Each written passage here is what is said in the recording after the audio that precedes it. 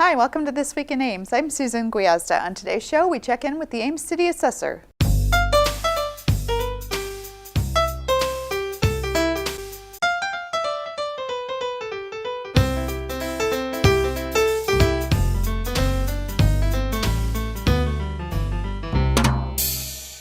My guest today is City Assessor Greg Lynch. Greg, welcome to the show. Thank you. Good morning. Well, a lot of people probably have walked by your office. Many people even have stopped in. But tell me a little bit about the City Assessor's office and what it is that you do. Our office is an office that is ruled by the Conference Board. The Conference Board is comprised of three entities: the Ames City Council, the Story County Board of Supervisors, and all of the Board of Educations in the city, which are three in the city's jurisdiction. I'm appointed for a 6-year term, and annually the Conference Board meets to allow our budget. So how long have you been City Assessor? I've been the City Assessor since February of 2006, a little bit over 7 years. And I know there's a little confusion because your title is City Assessor and you are located in City Hall, but you just explained the funding sources for your office. You're not technically a city employee. That is correct. Since we are funded separately by the Conference Board, we work in tandem with all the city departments, but actually we are not part of the city. And you're one of a few city assessors across the state of Iowa, is that correct? That's correct. There are 9 other city assessors in the state. And they tend to be concentrated in larger cities? Yes. The Iowa law allows any jurisdiction with a population of over 10,000 people to have their own city assessor, if they would so choose. And I know it sort of says in the title that you assess, but explain what that means, so very basically. Sure. What our office's charge is to estimate market value for all the properties in our jurisdiction. Not only do they have to estimate market value, but we also have to do that with equitability. And we are required to do that every 2 years by Iowa statute. If, in fact, our ratios fall below a certain level, the Iowa Department of Revenue, who oversees all the assessors in the state of Iowa, can issue equalization orders. And I can say that we've never been issued to those in the city since I've been here, nor I believe since my predecessor.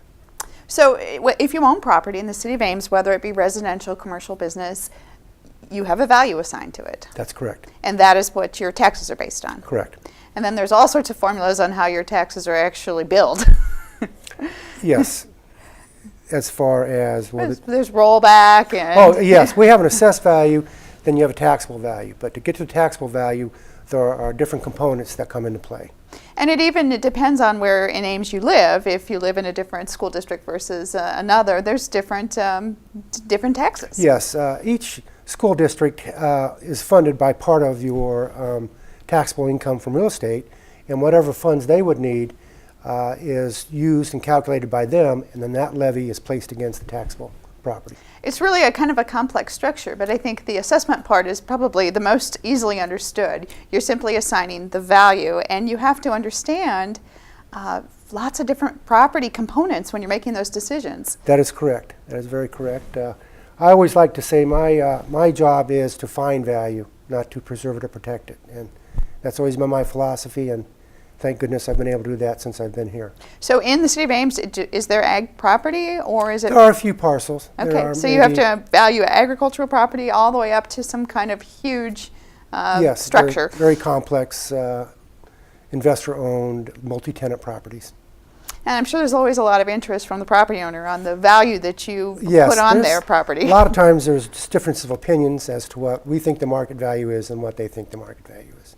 And then there's a process if you disagree, isn't there? Yes, there is. Our values need to be out by April 6th. They used to be April 15th, but what we're going to talk about, the law has changed.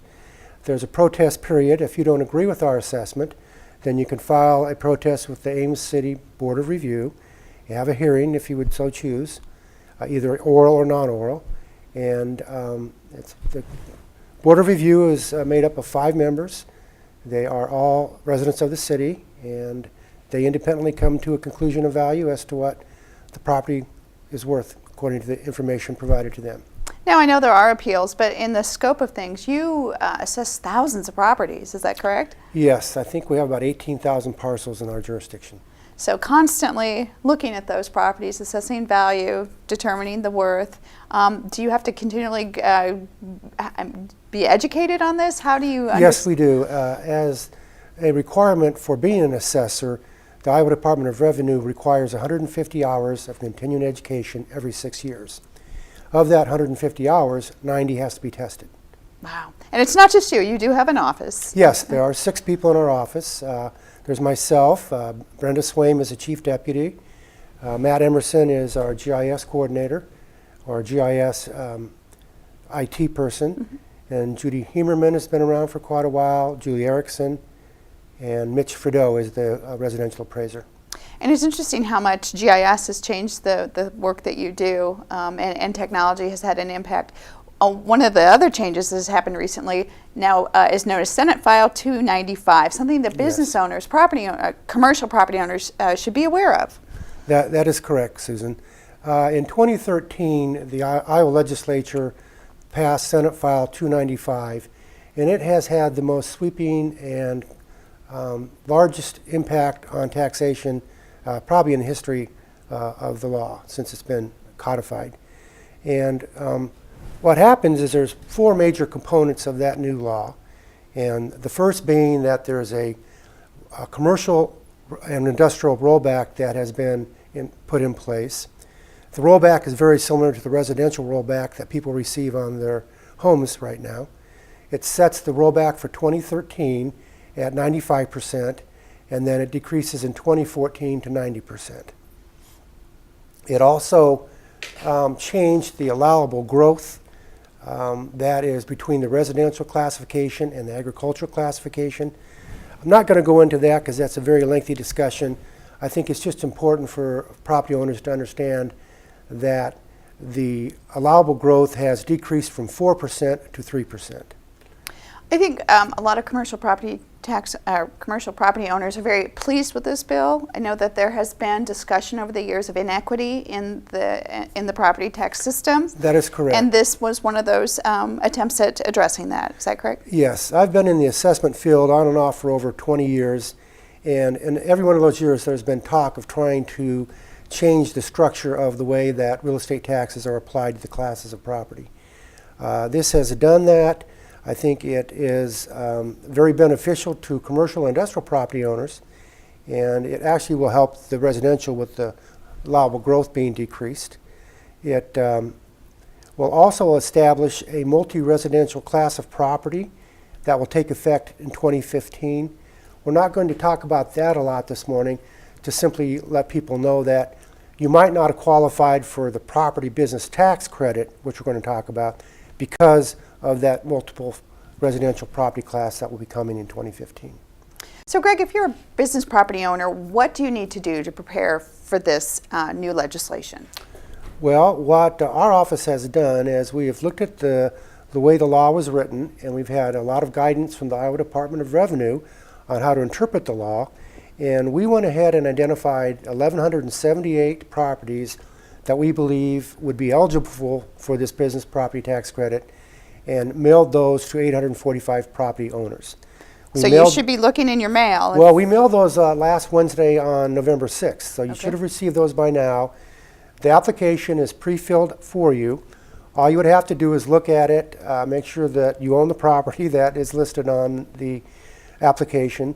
There might be multiple properties on that because according to the definition, there could be multiple parcels that would create a unit. We try to identify those and make it as simple as possible for the property owners. We would ask you to fill those out, sign them, date them, and send them back to our office, either by regular mail or email or fax. Or drop them off. Or drop them off, yes, that would be fine. And you want people to really not sit on these, to get those in right away. Yes, we have to have a file to the Department of Revenue by January 24th. The deadline, according to the law, is January 14th. But if we got 845 applications back on the 14th, we couldn't get them processed in time to get them all to the state.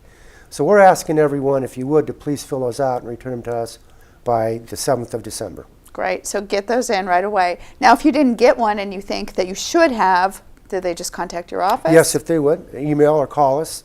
There's also a website that the Department of Revenue has that will be shown later that is a very, very good source of perhaps why you wouldn't have got one when you thought you might have gotten one.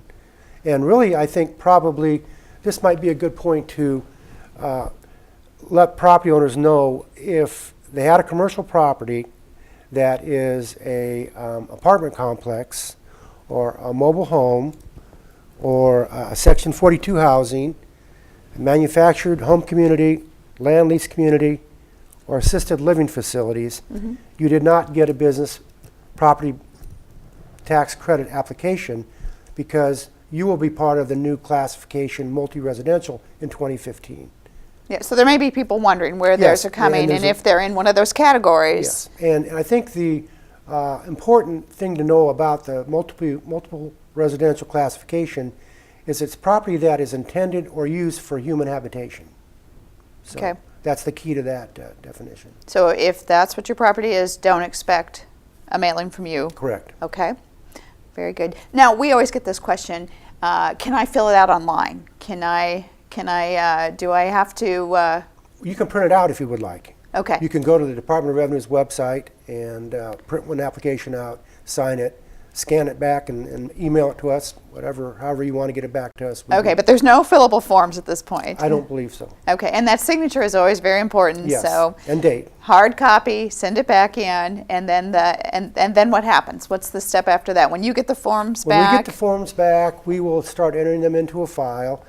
First of all, if there's any disagreement or if there's any concern of the property owners as to why they think they should have more or less units, we'll sit down and discuss that with them and make sure we're in agreement when it's all said and done. So another good reason to get your form in Yes, early. Yes. And after we've received all of them, we will start processing them. We ultimately have to send the Department of Revenue in a file with all the properties and all the units with an assigned unit number to them. And it's going to be a little tricky. The auditor's been very helpful in putting together a list of properties for us. And also the Story County Assessor is doing the same thing. Now, the first time you have to do any new system, it's always difficult. This is not a one-time deal, right? This is an ongoing legislative credit. Yes, but the property owners should be aware, as long as, it's like the homestead credit though, once you sign up and it's approved, you don't have to send in a new application unless you sell the property, buy a new property, or the legal description changes on the property. As long as the parcel stays the same, the application is good. Okay, so this should be the only time if you're Correct. keeping your property. Yes. So really, a really good news for property owners. They should be pleased. We think so, yeah. It will lessen the burden as far as the taxes that are due on the properties. And your office is filling the forms in, sending them to people. How long is the form? Is this going to take a long time? It's a one page. Okay. And there's a one page on the front page gives the basic information, the owner's name, the address, the parcel identification number, and a box to sign it. And it explains a few of the properties that are excluded. And then on the back, there's a little bit of a definition or a little bit of examples as to how to fill the form out. Great. That's Greg. Any last comments or advice for people? We would just surely encourage everyone to fill those forms out, sign them, and get them back to us as soon as possible. Again, questions, you can contact Greg Lynch at the City Assessor's Office. We'll put that phone number on the screen, and hopefully you'll get a lot of those forms back really soon. And also the website information for the Department of Revenue would be very helpful. Another good resource. Greg, thanks for stopping by. You're welcome. Well, some things to think about in November yet. Remember, City Hall and most city offices will be closed for Thanksgiving. That's Thursday, November 28th and Friday, November 29th. Also remember, if you still have yard waste, you have one last chance to get rid of that. The last free yard waste day will be held on Saturday, November 30th. Those hours are from 8 a.m. to 4 p.m. and there's more information about that on our website. Well, that's our show for today. Thanks for watching and tune in next week for This Week in Ames.